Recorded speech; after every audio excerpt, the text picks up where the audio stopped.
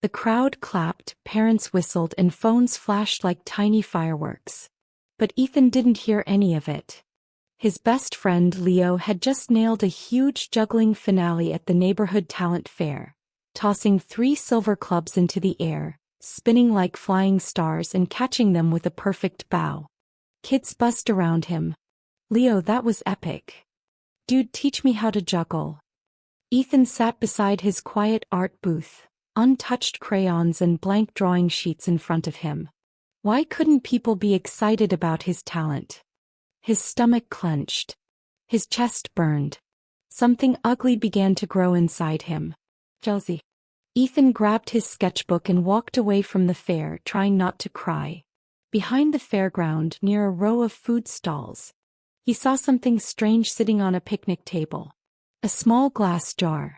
Inside it floated a tiny, bright green creature shaped like a droplet of slime with big googly eyes.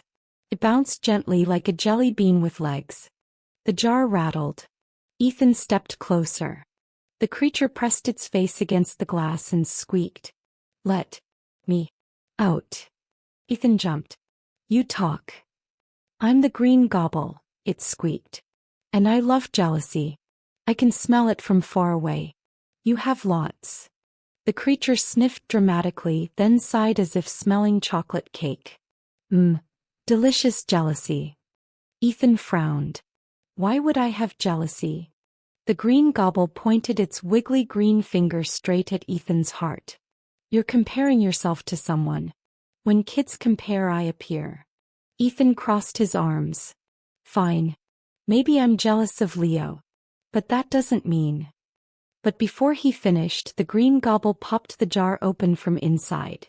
Ethan had forgotten the lid was loose. Throwing. The tiny green creature burst out and grew to the size of a backpack. It jumped onto the table. "This is going to be fun," it squealed. As Ethan walked back toward the fair, the Green Gobble grew. A little. Then a little more. "Why are you growing?" Ethan asked nervously. "Because every jealous thought feeds me." It patted its belly. "Yum." Ethan watched Leo laughing with the crowd. Kids were begging him to juggle again. The Green Gobble whispered loudly. "They like him more than you." Ethan's heart tightened. The gobble swelled to the size of a soccer ball. "They don't care about your art," the gobble continued. "You're not enough." Ethan's chest ached. The Green Gobble grew bigger, now the size of a beanbag chair. "I didn't even get one visitor," Ethan muttered. "I wish I could do something cool like Leo." Boom. The gobble grew taller than Ethan. Kids walked right past Ethan's booth, and every time Ethan compared himself, the gobble puffed bigger, greener, heavier. Just when the gobble reached monster size, a soft gust of wind rustled Ethan's sketch papers. A silver compass fell from the sky, spinning slowly, and landed at Ethan's feet. It glowed with warm yellow light. Ethan picked it up. Instead of pointing north, its needle pointed toward Leo, who was now showing a kid how to juggle the silver clubs. Ethan tilted his head. "What is this?" A voice behind him answered, calm and warm. "That is the compass of gratitude." Ethan turned. A gentle old woman stood there, holding a basket of paintbrushes and crayons. She wore colorful bead bracelets and smelled faintly of peppermint and rain. "Your heart called it," she said with a smile. The Green Gobble hissed like a balloon losing air. "Blah. Gratitude makes me sick."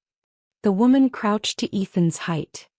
"Jealousy isn't anger at someone else," she said.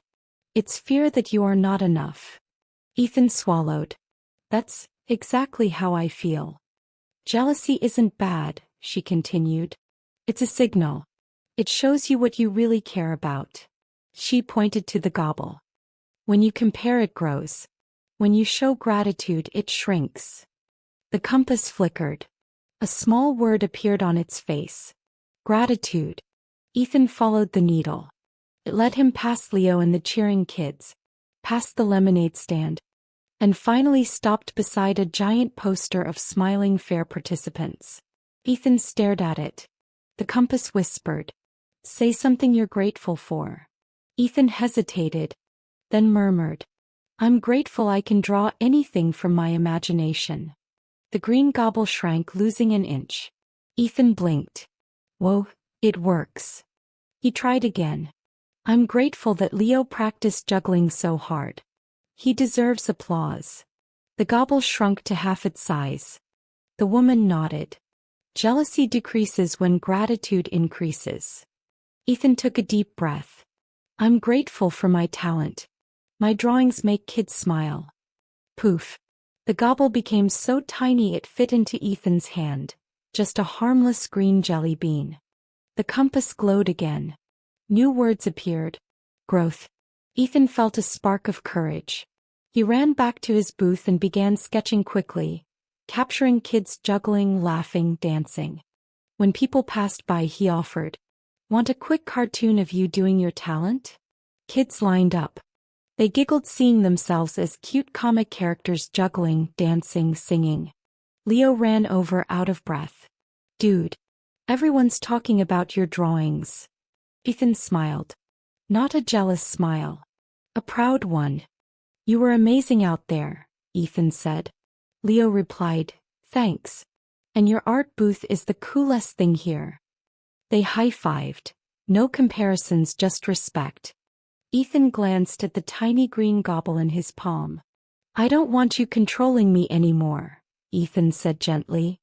He set the gobble back into the jar. It blinked up at Ethan, smaller and harmless. "You didn't destroy jealousy," she said. "You learned to understand it." She handed him the compass. "Whenever jealousy shows up, use this." Then she vanished, like a watercolor washed away by rain. That night, Ethan taped a new sentence above his bed. "Jealousy shows what I care about. Gratitude shows what I already have." Every morning he touched the compass and whispered things he was thankful for. The green gobble never grew big again. Because Ethan had learned. He didn't need to be better than anyone else. He just needed to be the best him. Jealousy doesn't mean you're bad. It means something matters. When you stop comparing and start being grateful, jealousy turns into motivation. The end.